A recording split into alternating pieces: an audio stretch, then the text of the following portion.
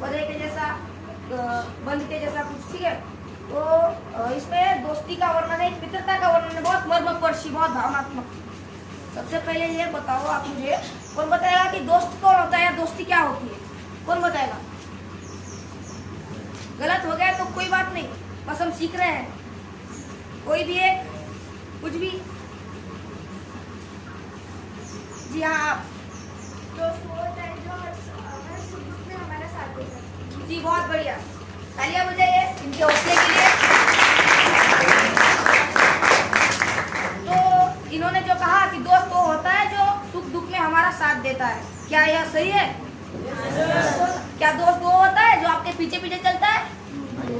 क्या दोस्त वो होता है जो इधर की बातें उधर, उधर की बातें इधर, या आपकी चापलूसी करता है? दोस्त वो होता है जो आपके दुखमय जीवन में जब आपको कुछ तकलीफ आती है, जब आपको कुछ अड़चन आती है, तो तब आपको वो सहारा देता हो, आपका सहयोग करता हो। यही दोस्त होता है, बिल्कुल यही होता है, ठीक है। तो अब हम इसमें जो है मित्रता का वर्णन पढ़ने जा रहे हैं। तो कल पिछले साल 7वीं कक्षा में हमने एक बहुत ही श्रेष्ठ मित्रता का वर्णन पढ़ा था। कौन से थे वो मित्र? 2 मित्र का नाम बताइए। ऋषभ, कर्ण और दुर्योधन। महाभारत का श्रेष्ठ योद्धा कर्ण और उसका मित्र दुर्योधन, इनकी मित्रता पढ़ी थी हमने। वो भी बहुत दिलचस्प मित्रता थी। और कोई? अच्छा, आपने शोले फिल्म देखी है? उसमें कौन 2 हीरो की मित्रता दिखाई गई? जी हाँ, अमिताभ बच्चन और धर्मेंद्र। तो अभी भी एक मित्रता है पौराणिक काल की, आप भूल रहे हैं शायद। क्या किसी को याद आ रहा है? आप तो बड़ी होशियार बच्चे हैं, सभी की जानकारी रखते हैं। आज हम उसी मित्रता का वर्णन पढ़ेंगे, कृष्ण और सुदामा की मित्रता का, ठीक है। तो सभी ने निकाल लिया अपनी अपनी किताबें? ठीक है। अध्याय कितना? 8वां, सुदामा चरित। लेखक नरोत्तम दास जी। लेखक का परिचय जानते हैं थोड़ा संक्षिप्त में। नरोत्तम दास जो है ये कृष्ण के भक्तकालीन कवि थे। कृष्ण के भक्ति में लीन होकर इन्होंने ये सारे पद की रचना की थी।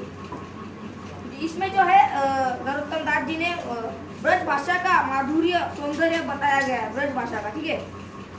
तो जो सुदामा चरित है, इसमें कृष्ण और सुदामा की मित्रता का वर्णन आया है। कृष्ण और सुदामा 2 बहुत ही मित्र थे। बाल्यकाल में एक ही आश्रम में पढ़ा करते थे। और वो आश्रम जो था वो ऋषि संदीपनी जी का आश्रम था। ऋषि संदीपनी जी के आश्रम में वे बाल्यकाल के सखा थे, पढ़ा करते थे, बड़ी अच्छे मित्र की तरह रह रहे थे। लेकिन जब कालांतर हुआ, समय बदला, तो श्री कृष्ण जो है द्वारकाधीश बने। द्वारकाधीश यानी द्वारका के धीश, द्वारका के महाराज या राजा। और सुदामा जो है वो गरीब हो गए। तो सुदामा जो है अपनी पत्नी को कृष्ण, सुदामा है वो अपनी और श्री कृष्ण की मित्रता को अपनी पत्नी को बता चुके थे।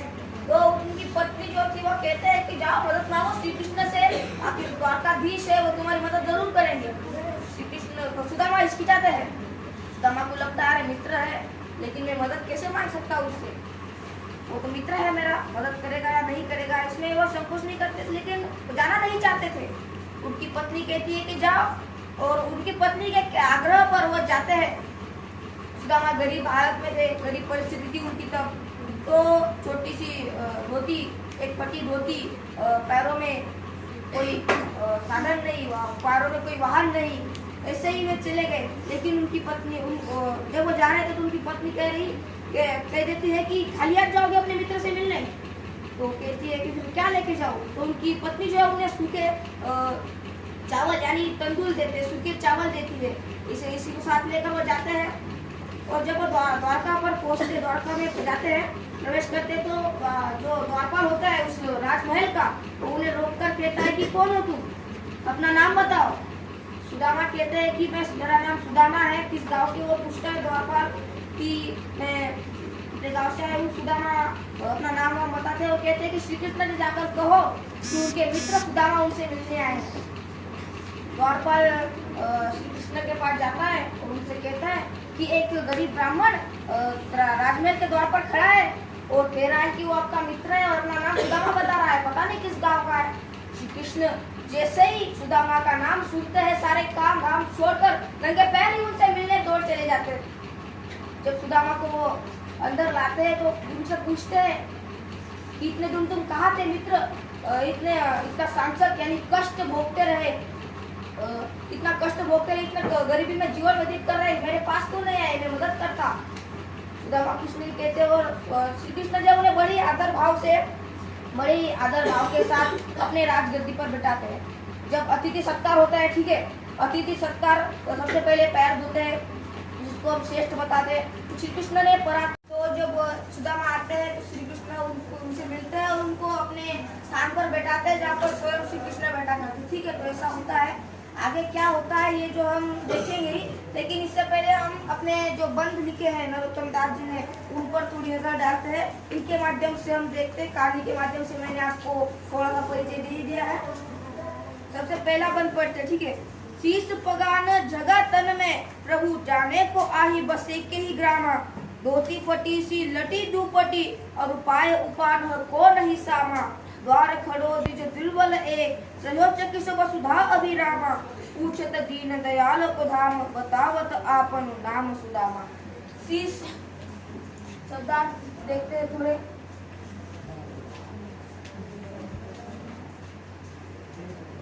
शीशा सर या फिर मस्तक, पगा,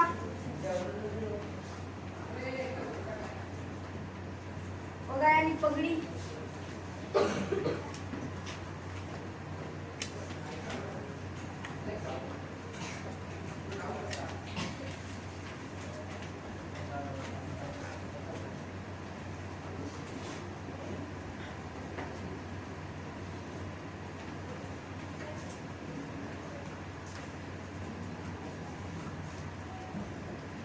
यानी शरीर, प्रभु यानी ईश्वर, बसे यानी बसता है, केही यानी कौन से या फिर कहा, ग्रामा यानी गांव।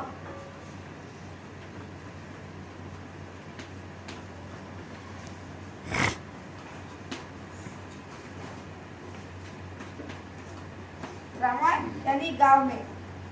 तो जब सुदामा आते हैं तो उनकी जो धोती जो गरीब थे तो धोती फटी हुई थी, पैरों में कोई वाहन नहीं, चप्पल नहीं, कोई जोड़ा नहीं। और द्वारपाल उन्हें रोकता है और पूछता है कि तुम कहाँ से हो, किस गांव के हो, तुम्हारा नाम क्या है, ये सब पूछता है। तो सुदामा उनसे कहते हैं कि प्रभु यानी ईश्वर यानी यहाँ पर किस ईश्वर का उल्लेख किया गया है, श्री कृष्ण। तो सुदामा जो है वो जब जाते हैं तो द्वारपाल उन्हें रोककर पूछता है कि तुम्हारा नाम क्या है, तुम किस गांव के हो। तो सुदामा उनसे कहते हैं कि तुम श्री कृष्ण से जाकर कहो कि उनका बचपन का सखा, उनका मित्र सुदामा आए हैं। तो द्वारपाल अचंभे में जाता है और श्री कृष्ण के पास जाता है, उनसे कहता है कि हे प्रभु, हे महाराज, एक गरीब ब्राह्मण एक छोटी सी धोती पहना हुआ, गरीबी की हालत में दिखा हुआ अपने आपके राजमहल को उसे अचंभे से देख रहा है और अपना नाम वो सुदामा बताता है, पता नहीं किस गांव का है। वो आपसे कहता है कि वो आपका मित्र है। तो ये सब द्वारपाल जो है बताता है किसे, श्री कृष्ण जी को। धोती फटी सी लटी दुपटी और पाए उपान को नहीं सामा, मतलब वही जो उनके पैरों में कोई साधन नहीं, धोती फटी हुई, द्वार खड़ो दुर्बल एक रहो चकी से वसुधा अभिरामा, और चकिसो यानी चकित, वसुधा यानी जो है देखे जा रहा है, अभिरामा यानी सुंदर था। तो जो सुदामा है वो श्री कृष्ण के राजभवन को अचंभे की तरह से देख रहा है, क्योंकि वो गरीब थे, झोपड़ी में रहा करते थे। और अचानक से जब वो देखते हैं, सर कुछ द्विज मतलब क्या होता है? क्या द्विज यानी द्विज यानी एक ब्राह्मण होता है बेटा, द्विज यानी ब्राह्मण को कहा जाता है द्विज। यस। तो द्विज का अर्थ तो ब्राह्मण होता है, लेकिन द्विज का शाब्दिक अर्थ होता है 2 बार जन्मा हुआ। अब आप बता सकते हैं कि 2 बार कोई जन्म ले सकता है? नहीं। लेकिन जो ब्राह्मण धर्म है, इस धर्म में जब कोई ब्राह्मण माँ की कोख से जन्म लेता है, उसका पहला जन्म और जब उसी ब्राह्मण धर्म में जो होता है कि उसका जब जनेऊ किया जाता है तो वो उसका दूसरा धर्म माना जाता है। इसी सिद्धांत को हम लागू कर सकते हैं एक चिड़िया पे, एक पंछी पे। जब वो अंडा देती है तो वो जो होता है उस पिल्ले का जो ये पहला जन्म, और जब वो उससे दूध देती है, गर्म होता है, तो उसके बाद जो अंडा फूट कर वो बाहर निकलता है तो उसी की तरह हो जाता है दूसरा धर्म, यानी द्विज। द्विज यहाँ पे देखते हैं, द्विज यानी दो बार जन्मा हुआ। उदाहरणार्थ अगर देखें तो सबसे पहले आता है ब्राह्मण और अंडा। चिड़िया का अंडा जो मैंने अभी आपको उस बात से परिचित कराया। पूछो तो दीन दयाल को धाम, बतावत आपन नाम सुदामा। फिर द्वारपाल उनसे पूछता है कि अपना नाम क्या है, आपका नाम बताइए। सुदामा कहते हैं कि मेरा नाम सुदामा है और मैं श्री कृष्ण जी का मित्र हूँ। वो द्वारपाल जाकर श्री कृष्ण महाराज से कह देता है, ऐसे बेहाल विवाहिनी सो पग कंटक जाल लगे पुनि जोए, आए महादुख पायो सखा, तुम आए इते न किते दिन खोए। देखी सुदामा की दीन दशा, करुणा करी की करुणा निधि रोए, पानी परा तो को हाथ छुओ नहीं, नैनन के जल सो पग धोए। बेहाल यानी बुरा हाल, बेहाल यानी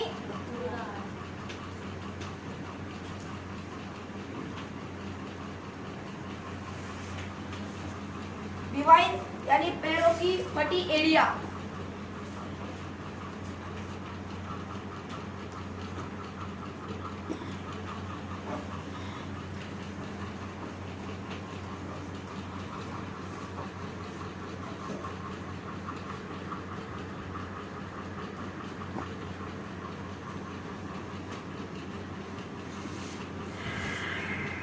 यानी पैर, कंटक यानी काटे, जाल तो आपको पता ही है। तो ऐसे बेहाल विवाइन सोपग कंटक जाल लगे पुनि जोए। सुदामा की जो दशा देखते श्री कृष्ण, तो उनके पैरों में कोई चप्पल नहीं थी, इसलिए काटे चुभे, कांटों के जाल उनके पैरों को रोंद रहे थे। विवाइन यानी पैरों की फटी एड़िया, जब वो चलते हैं तो कुछ पैरों में होने की ना वजह से उनकी जो एड़िया यहाँ पर वो फट जाती है, उसी को बेहाल विवाइन यानी बुरे हाल में सुदामा श्री कृष्ण से मिलते हैं। आय महादुख पायो सखा, तुम आए इते न किते दिन खोए। महादुख यानी बहुत बड़ा दुख, महादुख यानी बहुत बड़ा दुख। पायो सखा, श्री कृष्ण अब उनसे कहते हैं, श्री कृष्ण की जो वर्णन है, जो बोलते हैं श्री कृष्ण सुदामा से, इसका वर्णन किया है नरोत्तम दास जी ने, कि श्री कृष्ण उनसे पूछते हैं कि तुमने इतना कष्ट भोगा, इतनी गरीबी में जीवन बिताया, लेकिन मेरे पास क्यों नहीं है? इतने दिन तुम कहाँ खोए हुए थे? अगर तुम मेरे पास आते तो मैं तुम्हारी मदद जरूर करता। ऐसा कुछ श्री कृष्ण सुदामा से कहते हैं। देखी सुदामा की दीन दशा, करुणा करके करुणा निधि रोए, पानी पर आते को हाथ छुओ नहीं, नैनन के जल सो पग धोए। सुदामा की ऐसी दिन यानी गरीब दशा, यहाँ पर दिन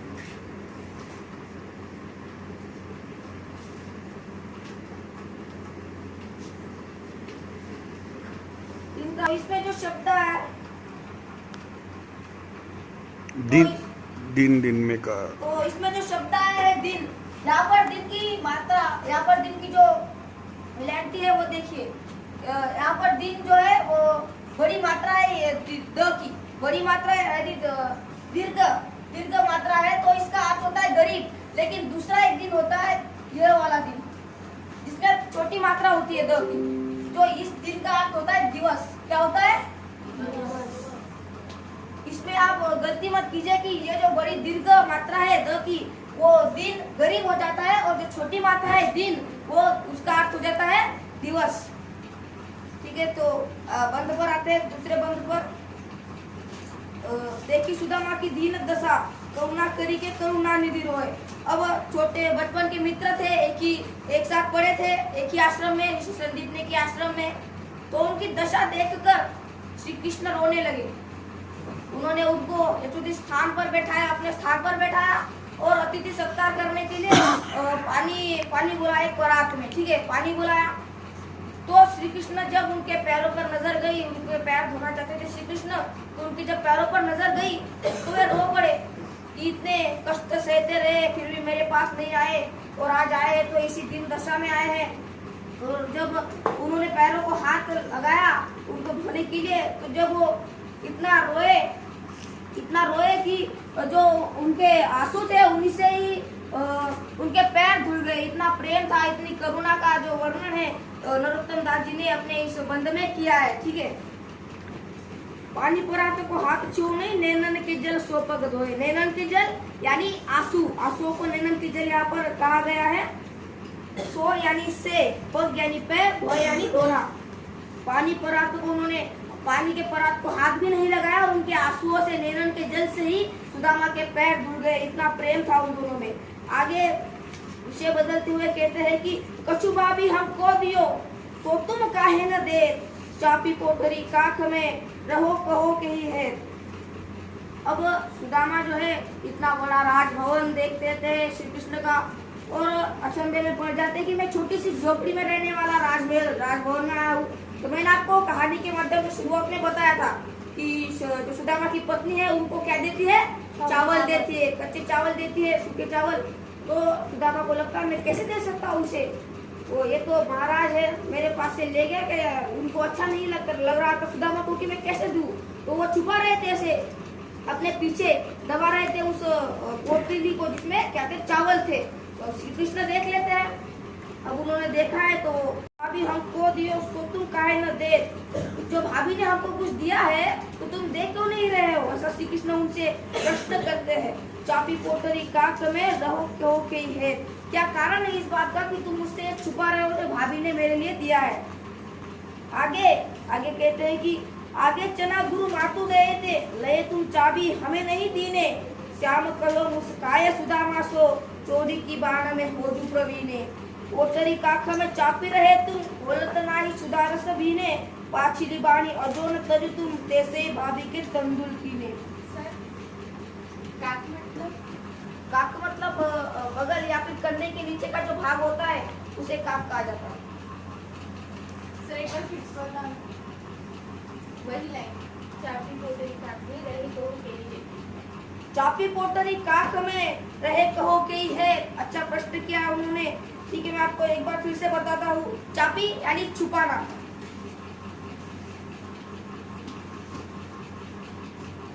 चापी यानी छुपाना, और काख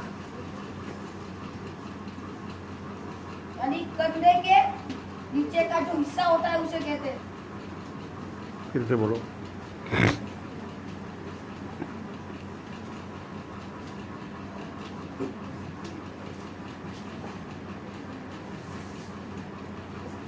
फिर बगल उसको कहा जाता है।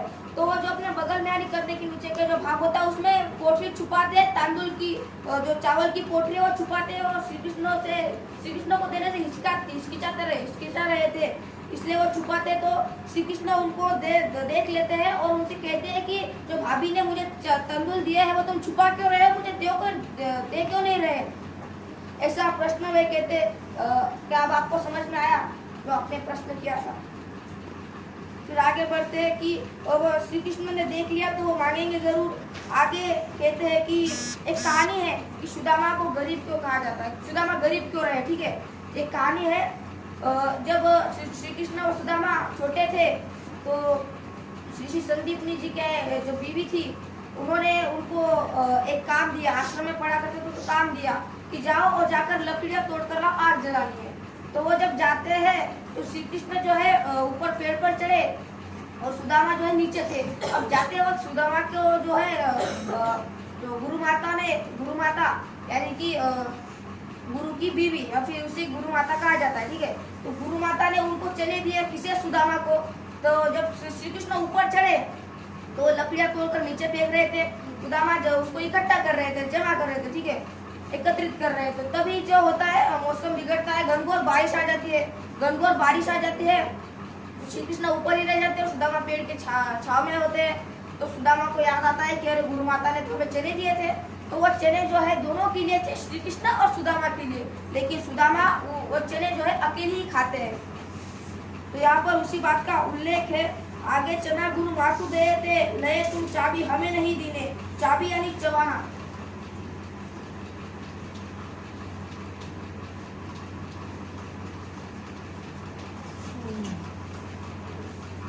चाबी यानी चबाना। तो उन्होंने अकेले ही खाया, मुझे दिया नहीं, ऐसा श्री कृष्ण उनसे कहते हैं। श्याम कहो मुस्काए सुदामा सो चोरी की बाना में होजू प्रवीण। श्याम श्री कृष्ण मुस्काते हुए कहते हैं कि तुम अपनी बचपन की आदत में यानी चोरी की आदत में अभी भी प्रवीण हो, अभी भी कुशल हो। प्रवीण यानी कुशल, इसका अर्थ होता है चोरी की बान यानी आदत में तुम अभी भी प्रवीण हो, कुशल हो। ऐसा श्री कृष्ण उनको जो है टिप्पणी करते हैं, एक तरह से हम टॉन्ट कह सकते हैं, और उनको याद दिलाते हैं कि तुमने छुपाया था, मुझे दिया नहीं था। इसी के जैसा पोटरी काका में चापी रहे तुम औरत नाई सुधार सभी ने पाछिली बानी अजोड़ तज तुम तैसे ही भाभी के तंदुल की ने।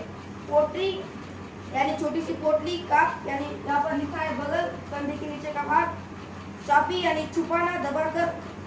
औरत नाई सुधार सभी ने, तो सुदामा जो है फिर भी अब छुपाते हैं उस पोटली को जिसमें तांदुल थे सुदामा की पत्नी ने दिए हुए।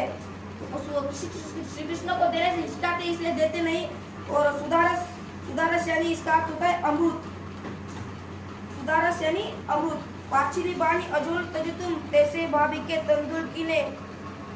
सब श्री कृष्ण जो है उनको ले लेते हैं और खाते हैं और कहते हैं इसी से मेरा पेट भर गया। इतनी अच्छी चीज, इतने अच्छे अमृत के जैसे तंदूर तुम उसे छुपा रहे थे, ऐसा श्री कृष्ण उनको कहते हैं।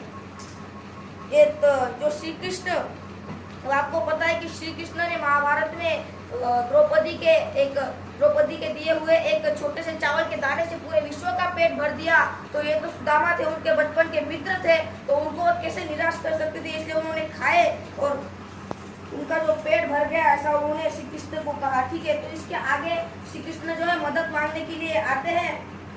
सुदामा जो श्री कृष्ण के पास मदद मांगने के लिए आते हैं, लेकिन वो कुछ करते नहीं। ये जो आगे का भाग है ये हम कल देखेंगे। ठीक है।